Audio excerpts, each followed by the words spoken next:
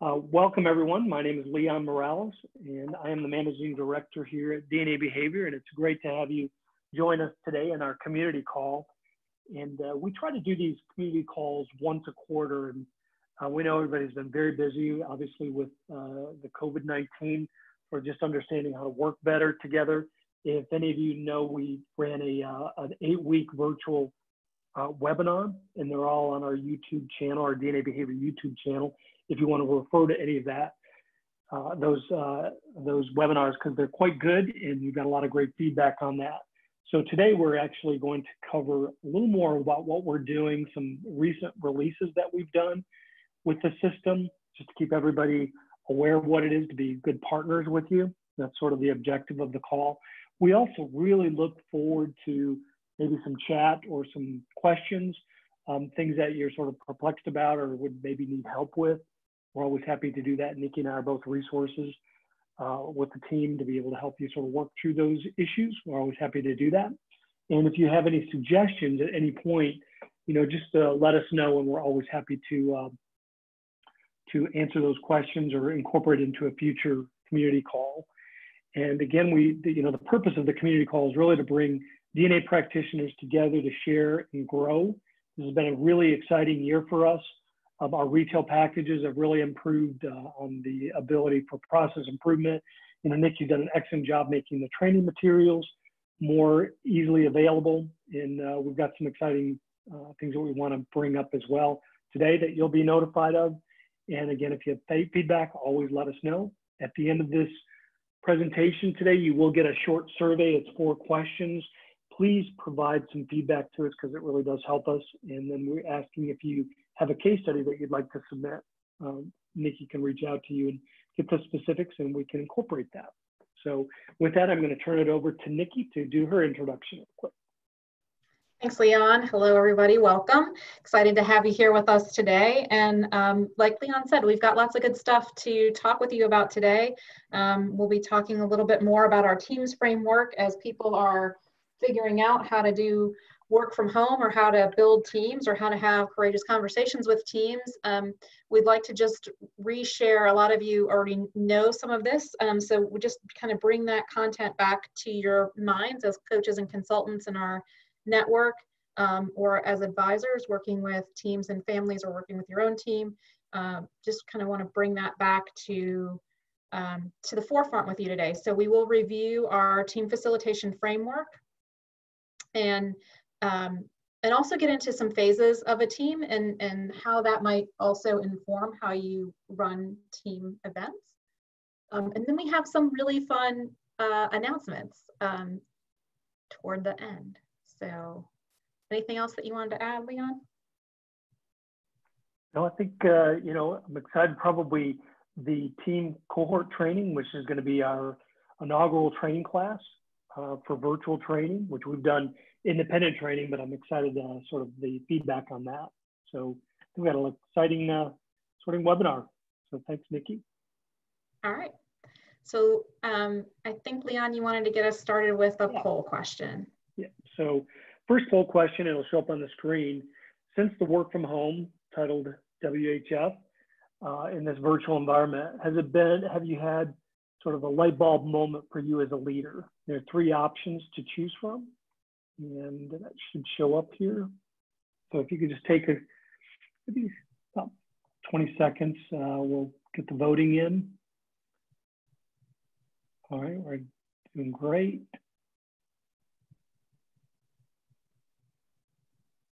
All right, probably we've got a majority of the folks in.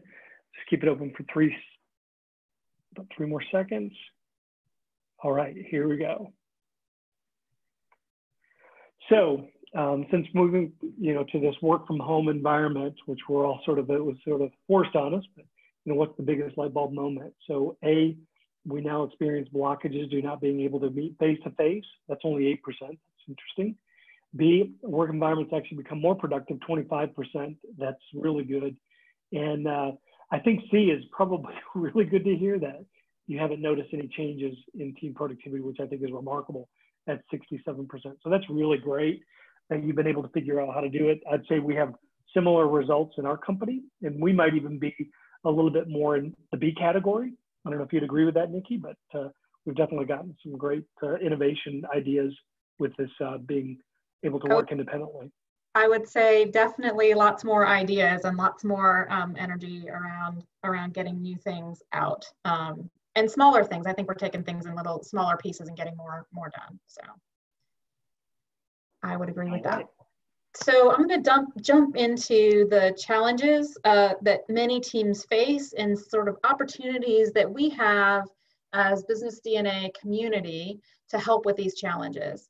So part of the challenge that lots of teams have is not really understanding where their team members have strengths, how they do things or see things differently. Obviously, hiring has always been a challenge for teams to make sure that you get the right talent that's going to perform the function that you need on the team. And not only that, but also match the culture of the team, be able to work well with others on the team. We see challenge with helping people get clarity around their goals and then aligning their strengths to those goals and making sure that we've got people doing the right work. We've seen teams that have blockages with execution and can't really tell where those blockages are. Again, we feel like there's a lot of behavioral component to where some of those blockages might be, and that's something that we can help with, but also just facilitating good conversations and having trust built and having clarity and communication is really helpful. Again, that open communication to allow conflict and be comfortable with creative and respectful conflict. And a lot of talk about diversity now and making sure that it's not just that we have diverse faces around our tables, but that they're included. And so I think also understanding diversity from a behavioral standpoint is important, but really understanding where people are coming from and inviting those conversations, I think, is what's really needed right now and really important. Building more team engagement through those inclusive environments, through safe environments where people feel seen and heard for their uniqueness, as well as for how they're contributing to the overall team. And then helping to match your team to your customers.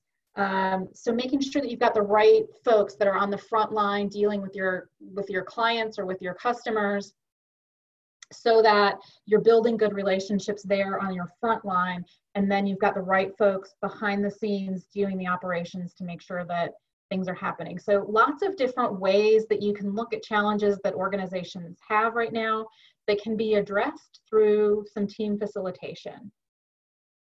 So in our team performance model, we start off with everybody having different talents, different natural behaviors, and then working together on building a commitment for what do they want their team to do, what is their team committed to do for other stakeholders in the organization, for their customers, for each other.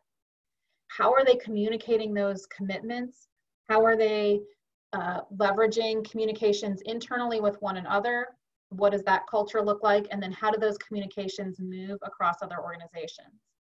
And a lot of what we're hearing right now is that really we need to be on listening tours, and we need to understand and listen to each other. And that is a key baseline for team performance, is to have understanding with one another. And so having these conversations and listening tours with teams is so important, so that you have an understanding, so that you can come to accept people's differences and diversity and new ideas. And then you can grow to respect one another, which will ultimately be your foundation of trust. When people feel understood and accepted and respected, they feel like they're in an environment of trust, and trust underlies all high-performing teams. It underlies success in business.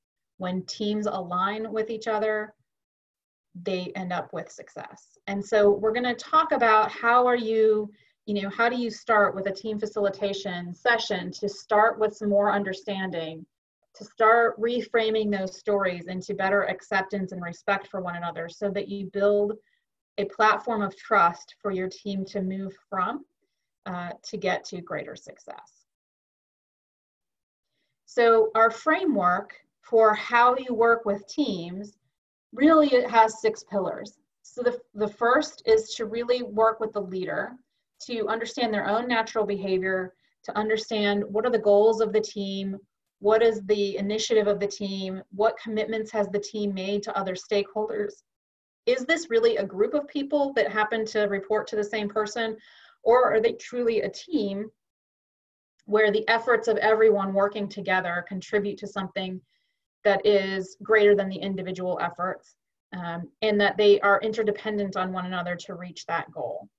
And so where then are those issues in the team? So having this review with the leader, you do an interview with that leader, you start to understand based on their own natural behaviors, how are they seeing the team? What are they seeing come up for the team?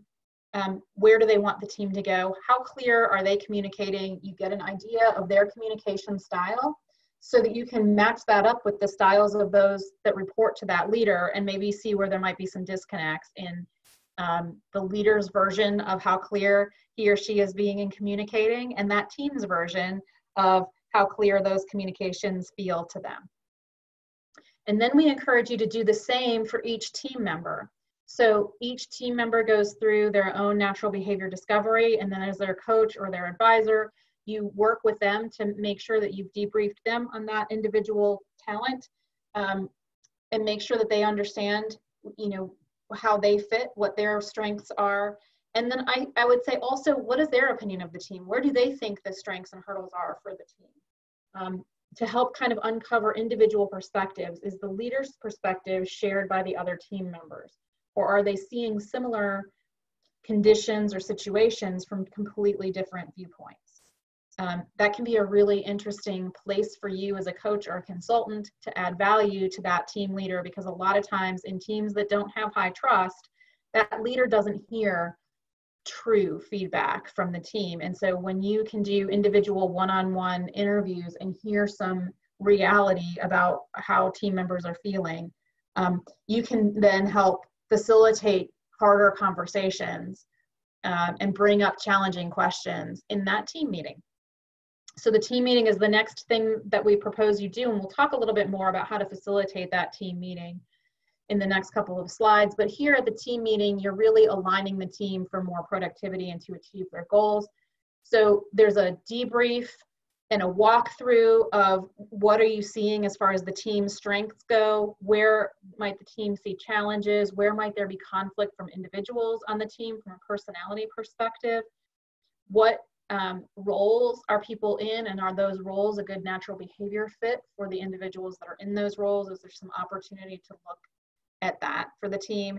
And then taking the feedback that you got from the leader about the challenges on the team, as well as from each team member about the challenges on the team, even if you keep all of that feedback anonymized so that you're not calling out individuals necessarily, as a consultant or a coach, you're able to bring up in the team, here are some issues that we heard. What do we see in our behaviors that may be contributing to these issues and that may help us get out of some of these issues? And so that team meeting can be a very powerful event. Following the team meeting, it's about challenging team members to continue to build relationships and adapt and engage with each other. Now that they have more awareness, this is an understanding of how each other is wired. It's that first step, so that now you're encouraging them to move to more acceptance and respect of the differences. And so we encourage teams when they leave those team sessions to commit to something that they're going to do. Either have each individual team member commit to a change or something that they want to continue to do for each of the relationships that they have in the team, or think about some ground rules that the team now wants to behave under, or some new values that the team member, or new behaviors that the team wants to see. So it will be then incumbent on the leader to continue to hold the team accountable for working on those relationships, but also each team member in seeing now all of these natural behaviors, how might they change their approach, their story, their connection with each other. We often do leader coaching following these. So once the team has gone through the team event, you can then follow up with the leader and do one-on-one coaching with the leader, or do team coaching with the entire team. to really help get the goals and the learnings that you got from that team meeting and really solidify them among the team and really start moving the team to action around getting the issues solved, getting the kind of results they want to see, thinking about how they're showing up for each other, thinking about how they're showing up for the stakeholders inside and outside the organization, thinking about their role in the greater organization, or if you're working with an entire business, what is it that they want to see from their customers, from their vendors, from their partners, and how are each of the team members contributing to that, and how is the leader helping foster that? And then we recommend doing quarterly reviews with the team to monitor and check on these goals and these action plans that the team has put together. So if along the way we've all committed to new things, we've committed to new ideas, we've committed to new ways of working with each other, we're working to accept and respect one another, we're working on continuing to build trust with the team, how are we doing with that? So if this is a once and done thing, often teams feel like this is the gimmick of the week and that nothing's really going to change. So if you can get some real team commitments at that pillar 3, then follow up on those commitments as part of your pillar 6 here to really check back in. How are we doing? And if things have gone awry, what are we going to do to fix them? What do we know about ourselves? What do we know about our culture? What do we know about our values and our stakeholders that allow us to know that we need to make more change, that we need to do better? And so this framework gives you really a roadmap for a consulting engagement that you can do with a leader and their team. So you start with, hey, I'm going to start with a review with you. We'll talk about what your team challenges are. Then I'll meet with each of your team members. So, this could be a 6-month program. This could be a year-long program that you do. Maybe you have those team meetings quarterly. So you do your first really big one, and then maybe you have smaller team meetings that are honing in on those team relationships, the coaching one-on-one with the leader, and then that monitoring. So this really does give you a bit of a roadmap and some pillars to use to sell your coaching and consulting services with teams in an elongated way, so that it's not just a once and done and they've thrown this in the drawer and that was a fun team building activity, but we didn't really learn anything and it hasn't really changed us. If you can sell a package to your clients to allow this to be something that is a process that you have, you can walk them through these pillars. Here's how it works. Here's how we're going to monitor these things. Here's how I'm going to help you. There's things that I'm going to do with the leader. There are things that I'm going to do with the team. There are things I'm going to help the leader do with the team, so that eventually when I step out, those issues and challenges that we had when we started at that initial leader review have been resolved or are well on their way to being resolved. So I'm going to pause for a second here and see if you have any questions. If you could drop them in the chat or in the Q&A box, and Leon can take a look there. I know I went through this pretty quickly. Does this make sense to you? Have you used this with teams before? Can you see yourself using this with teams? Do you see a blockage in being able to use these pillars to put together a program for leaders and teams? Yeah, Nikki, just before we move on, I did want to make sure everybody knows that you can either put in a chat, so you can chat with us, or if you want to pose a question, so we can answer that as we go, or we can save it to the end. But feel free to make it as interactive, and we'll try to sort of answer those questions as they come in. Back to you, Nikki. All right. I will take that as I did an excellent job of explaining all of that. So I'm going to come down to a little bit more detail about what happens in that team event. So we often start with an icebreaker, something that can be as simple as having people introduce themselves and what they think their role on the team is. If it's a high enough trust team, what do they see as a big challenge on the team? I have done an icebreaker that's been fairly well received when I've asked team members to share the story of their name. Many of us have a story about how we were named or who we were named after. And what I've found is that teams really do learn something new about each other, even if it's a team that's worked together for a really long time. Oh, I was named after my aunt, or, my parents, in my case, when my dad called my grandfather to tell him that I was born, he misunderstood. I was born in the early 70s, and my grandfather misunderstood my name to be the cold wind.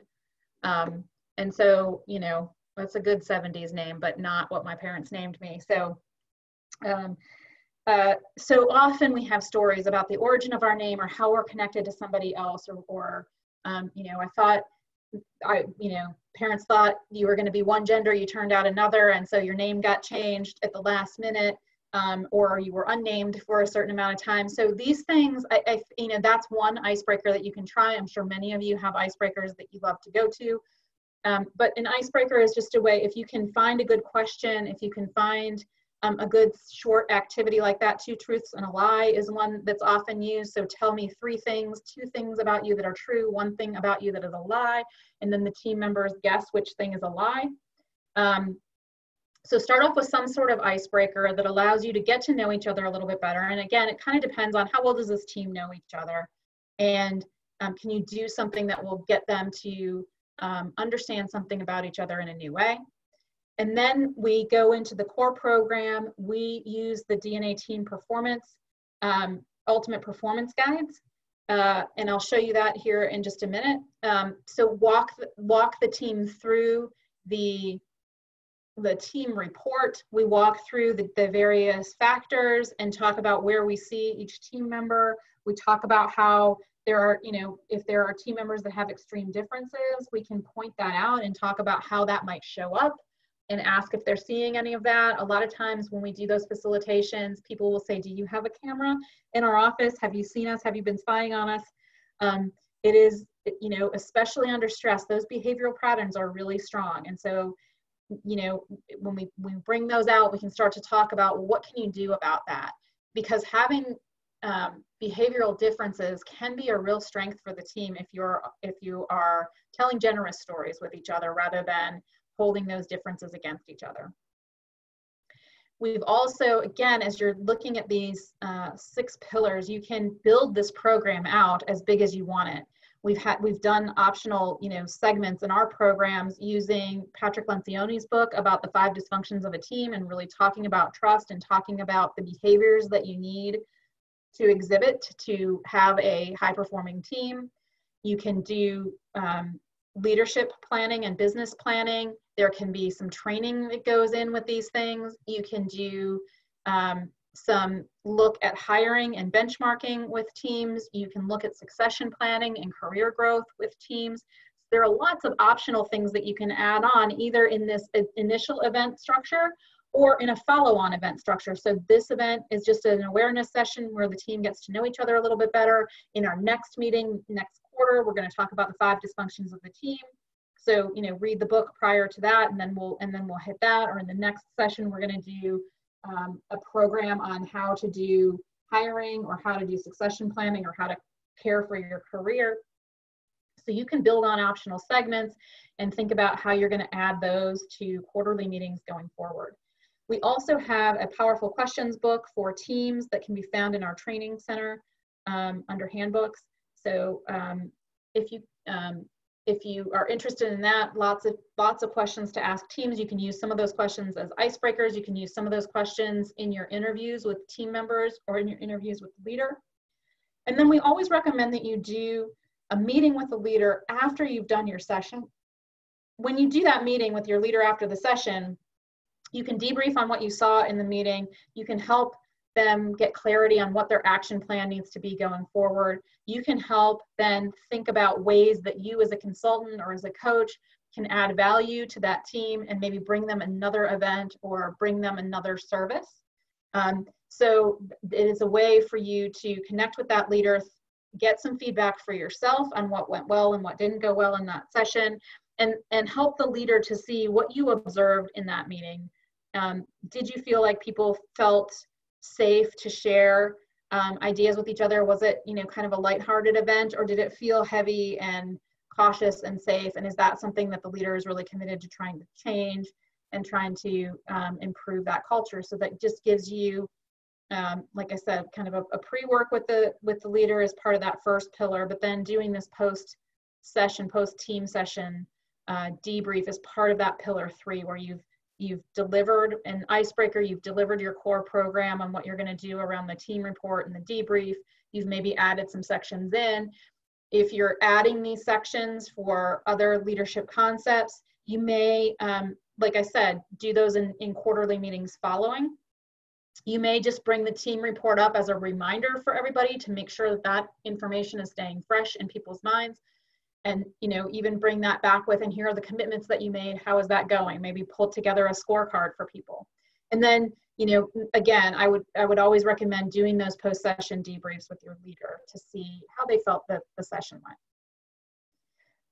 As part of the facilitation, we have found that the exercise of having the team member, starting with the leader, having each team member share 3 strengths that they feel like really resonate with them from their ultimate performance guide, which is in our summary reports and our workplace operation report, sharing the 2 struggles that they most resonate with, and sharing the 3 environment keys that they most resonate with, is a really powerful exercise to help people own their behaviors and also to help them ask their teammates for what they really need. You may see that, you know, someone could look at this and say, you know, I love new challenges. I love starting new things. I know I ask really hard questions. It makes me think better. If you're seeing me push too hard on things, if you're seeing me hold on to grudges or hold on to ideas for too long, recognize that that's stress in me. It would be really helpful if you would point that out to me. It's something that I'm really working on. Or sometimes I'm blind to some of these struggles, and I could really use some help with someone giving me some sort of signal, right?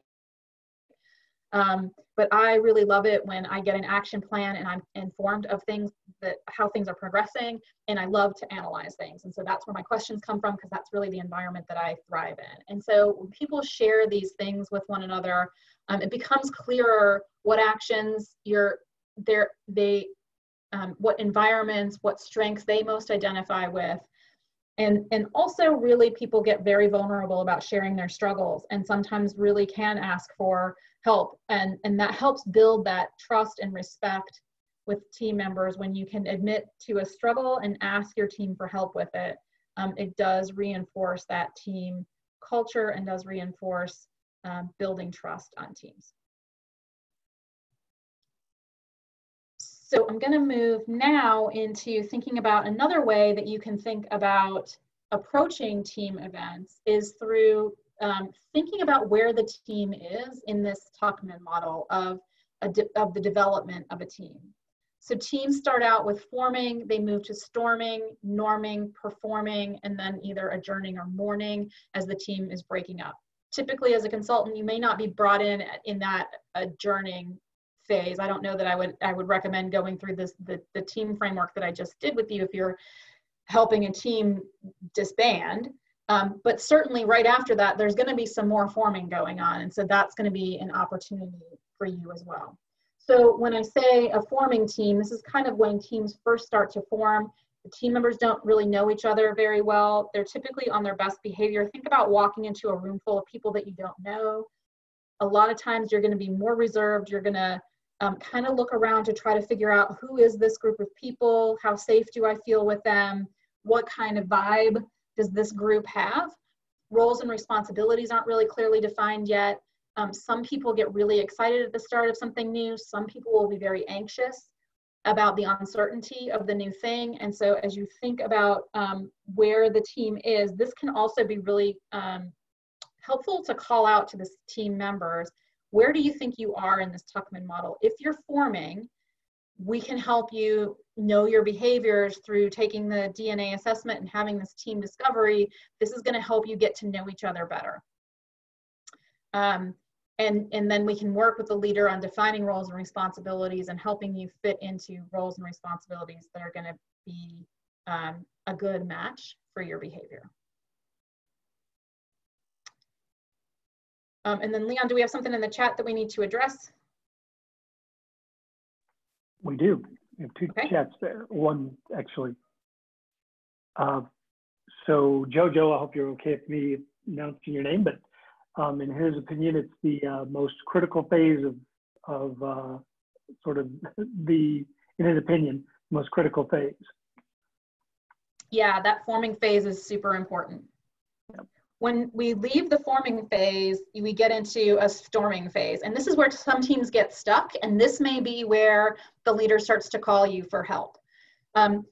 Attributes of a storming team is where I start to get more comfortable because I'm going to be around these people. I start to know them a little bit better. So my natural behavior starts to come out a little bit more. And with that, conflicts and working styles start to emerge. Stress behavior starts to come out, especially if the roles and responsibilities haven't been clearly defined or I don't have clarity around where I'm going to fit in the group. That jockeying for position starts to take place. Challenge to authority could start to take place here. So if the leader's not really strong in defining the mission and vision for the team and defining the roles and responsibilities for the team gets into this storming phase. I would say most teams go through a storming phase no matter what, because everybody kind of has to get situated in their seat on the bus, as it were, and figure out what they're going to be doing. But again, a lot of teams don't really get clarity around the different styles that they're working with. They don't have language to use to talk about these different behaviors that they're seeing from one another. Stress behavior comes out, which makes it even harder for people to flex and meet each other in the middle. If they don't feel like a leader is stepping up, or some people may have a higher take charge type score or some higher, stronger traits than the formal leader of the team. And so you might see some of that challenge to authority start happening. People that are moving at a faster pace, maybe looking at just let's get this moving, let's get things done. So understanding the context of where is your team is also really helpful as you're forming your plan for a team event. Is the team that you're going to be working with in a storming phase? As they start to come out. Just to add something to that, Nikki, because it's probably one of my passions in life with working with teams. In my work that I've done, I've seen probably 60% of teams are in some level of storming, and I've seen some high performing teams. It really is sort of that open communication that you're talking about, identifying those patterns, understanding how to sort of get them remediated as quickly as you can. Because if storming goes on too long, I agree, 100% of teams always go through some level of storming, but if they stay in storming too long, it becomes very dysfunctional and can be very problematic and harder to actually fix later on. Yes. Yeah. All right. So moving out of storming, teams start to norm and become more of a team where they start to recognize and appreciate each other's styles and strengths. This is something that I think that team event can help pull people through that storm a little faster. They build more personal relationships. They understand each other a bit better. They have a stronger commitment to team goals. They have better understanding of what those goals are, and they start making progress toward meeting those goals. And you start to see in this norming phase where they have agreements on how they're going to handle difference and how they're going to handle feedback. And those disagreements are handled more constructively than they're handled in storming. Storming is a bit like a tantrum phase where disagreements are handled the way a toddler handles disagreements. When you start getting into norming, those differences and that feedback starts to be handled a little more maturely, a little bit more constructively. And then teams move into a performing phase where they're consistently producing results. The team friction is at a minimum. They understand and respect each other. They have high trust with one another. They are achieving goals and they are holding each other and themselves accountable to those goals. They're comfortable with each other. And the leader really doesn't have to lean in as much to a high performing team. Now the leader can focus on developing the team members and helping them with career progression, starting to look at succession planning, rather than managing the activities and the day-to-day of the team. The leader can now be more strategic and more focused external from the team, because the team really now is performing well together, understands their goals, is consistently producing results. So ultimately you want to get your teams to this performing phase and keep them there, but it's not it's not kind of a one and done. This is something that requires attention and requires someone to pay attention to the dynamics on the team. If someone new comes into the team or someone leaves the team, you're kind of back at forming again, at least with that new person. So while you might have some trust established within the team, as that new person comes in, everybody has to form again around that new person and around that new personality. And there'll be a little bit more storming that happens. Typically, if it's just one person that's either left the team or joined the team, you can move that team through forming, storming, and norming pretty quickly back up to high performing. But it requires some effort. If people aren't looking out for that, if people aren't ready to see that, when that storm starts to happen again, fears often come up, stress behaviors often come up, and if it's not managed and discussed, this is what's happening with us. Hey, we've got a new team member, or the organization has just announced a change, or we're about to go through a merger. All of those things can cause a high performing team or even a norming team to kind of revert back to a storming or a forming team again.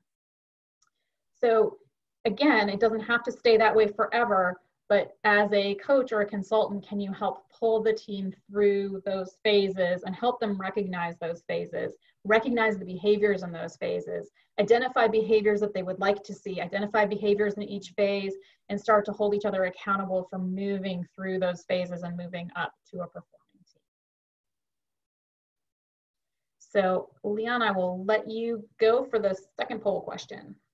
All right, so the second poll question here that we have is based on the Tuckman model that Nikki just went through. Where do you see your team today? So we will go ahead and present this on the screen. Oops, did that wrong.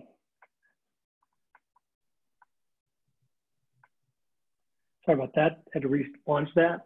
So if you could just answer, based on the Tuckman model, where do you see your team today?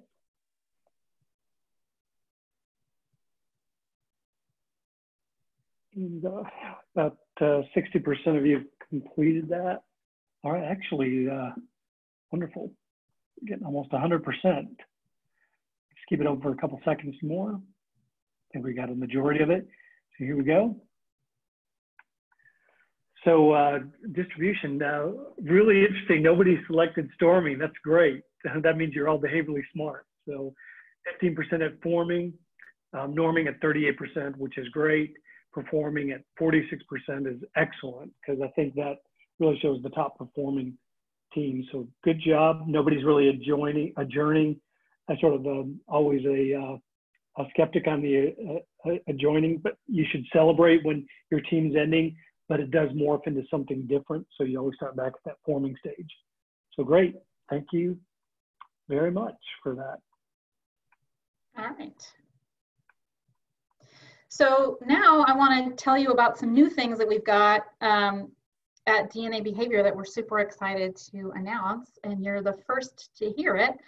We are announcing our DNA Coach Network to get more support on becoming behaviorally smart. So we have one-on-one programs that we'll do for folks that are looking for personal development. We also have business development packages where we can come in and coach a full team, but the leader and the team, like coaching the whole system as a business. And then we have some team development where, so the business development programs are designed for small businesses or teams or organizations within larger businesses. With the team development, we're looking at some of the things that we talked about today, walking the teams through those frameworks, walking teams through a facilitation.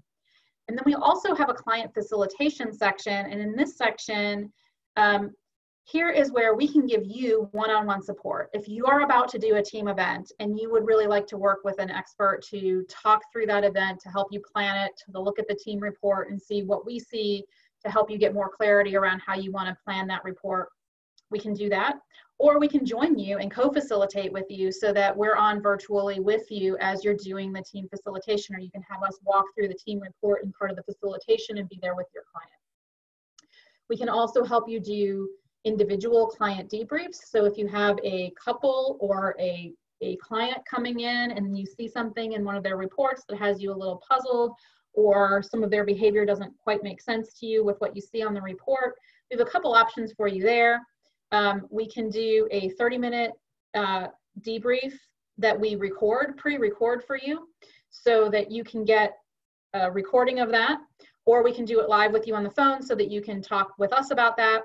And then, like I said, we have these 60-minute coaching calls, which we can help you facilitate, plan for a facilitation.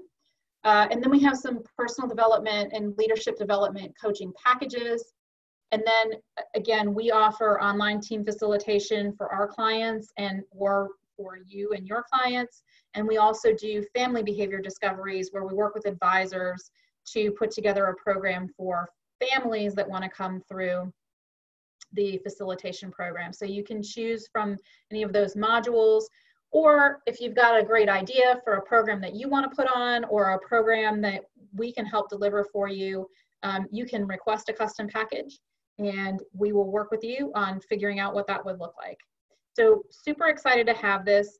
We will be asking for coaches to join the network probably in the fall, maybe late fall. We're going to do kind of a pilot program with our internal teams, and then we will be ready to expand the network and have some of you maybe deliver some of these services to clients that come to us requesting this service. So super excited. There'll be more about that, and probably our next community call, we can offer more details about what it would take to join our network and be a coach that provides some of these services. So we're super excited about that. But if you have clients or customers that you don't have the bandwidth to work with, or is not kind of in your wheelhouse to work with, and you would like to recommend that they come to us, we can definitely help them out. They can come to our Coach Network page from dnabehavior.com. They'll see Coach Network on one of the services menus, and they can click Schedule Coaching, and they'll come to this page that explains the modules, explains how to get started. So we're super excited about that.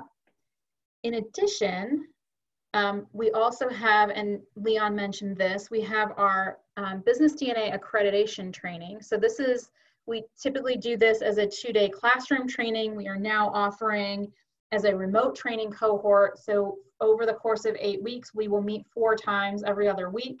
We'll give you some self-study information to do on your own, and then we will get together, we'll do a brief recap of what you studied on your own, and then we'll work through some case studies and some real-time debriefs, working with you on your either situations that you already know or people that you already know, but to give you some real experience doing debriefs with one another, doing debriefs with me as a coach, to help you get some real world experience in using the tools and using the reports. And so we're super excited about that. That cohort starts on July 15th, so there's plenty of time for you to get registered for that. If you look on the DNA behavior, on the Business DNA page, you'll see under training, the remote training cohort. So the new cohort starts July 15th. We'll run every other Wednesday for 8 weeks. So you'll be able to do your self-study for a week and a half before you have your next meeting with the cohort. So we're very excited to offer that. And with that, we're also introducing a new Microsoft Teams team that we're going to have with DNA. So if you join this new remote training cohort, you will be part of that training team. So you can interact with one another between sessions. You can ask me questions between sessions if you're stuck on something or you can't find something. We'll have interactive conversation there. You will also have access to resources there, so that this is, again, kind of a beta program with teams that we're kicking off. And we're also looking at expanding teams to package holders. We're going to start with a small group and kind of beta test that again to make sure that what we're offering is of value to you. But if you're interested in joining that beta as a package holder with DNA, let us know and we can get you added to our Business DNA team or our Financial DNA team. And you'll be able then to share with other folks in the community. It'll be more of a real-time interaction with people in the community, and it'll be an opportunity for you to chat with us as well here at DNA. And so we are looking forward to both of those programs. And Leon, I've said a lot. Do you have more to add? Have I missed anything? No, Nikki, you've done a great job. And these are a couple of the programs that I was very excited us announcing, the DNA Coach Network, which we're extremely excited about. But this virtual training, we've always had in-classroom training here at DNA Behavior, so this is great. Nikki's been running a remote training program for about a year and a half, and that's been a one-on-one. But having this cohort group where you can learn from each other we're very excited about that. And then incorporating MS Teams to this, I think will really enhance the whole experience. Just as a side note, as a company, when COVID came down, we all were locked down at home. A couple of our team members were already on MS Teams, but we opened it up to our entire team. And I can tell you that's led to the performance of our company and the innovation that Nikki was mentioning.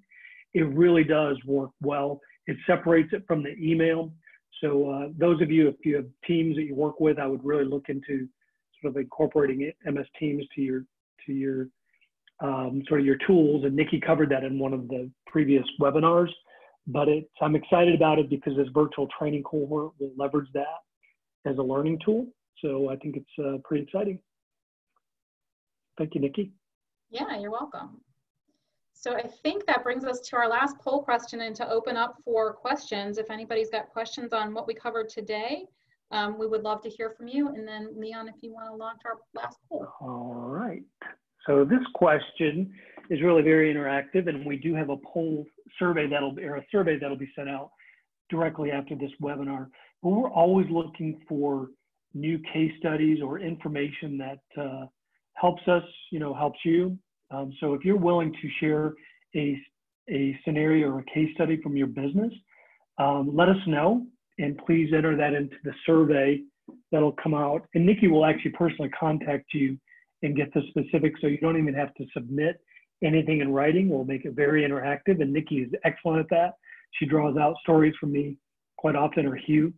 So take advantage of it. Can really tell your story and your team story. So it looks like we have some yeses, almost 29%. And then the ones that don't, please enter your name because we will certainly look for you. And the ones that aren't interested, that's fine. But if you ever are, we always open that up. So thank you for that. And all right. And then just to, I think we've mentioned this on a couple of our webinars, but I think this is new for the community. So when we launched Hugh and Lee's book in January, we sent it out to all of our clients or our subscription clients. So if you didn't receive a book, if you can just send me an email at leon.morales@dnabehavior.com, we'll make sure that you do get one because it's important for our community to have the book. But it's a great book. It's all based on the fundamentals that we've talked about, the natural behavior concept, some great case studies in each of these, great stories that Lee and Hugh tell about their journey in leadership behavior DNA. It's really the basis for what we do. So we're pretty excited about promoting the book. And then finally, if there's anything that you need or have questions about, the best sort of address to send that to is inquiries@DNA Behavior. That helps us really resource that. But if you have a question about your package or there's specifics, always support at DNA Behavior, and that's part of the admin system. You can always reach us that way. But we're always happy to have you on a webinar. We do record these sessions. You will get sent the recording and the PDF report tomorrow. That'll be sent by Lisa Travis, one of our team members. And then Leah will send out the survey shortly after this. Please provide feedback because we really do appreciate hearing from you. And we do have a chat in here from Kenyatta, who's one of our great consultants. Fabulous webinar, excited to be on the new offerings. And Kenyatta, I will make sure that you get the book. And thank you. And Nikki, is there anything else that you have? I don't think so. If there are no other questions, we can let you go a little bit early, but happy to stick around if people have questions about anything we covered today. Thanks, everybody.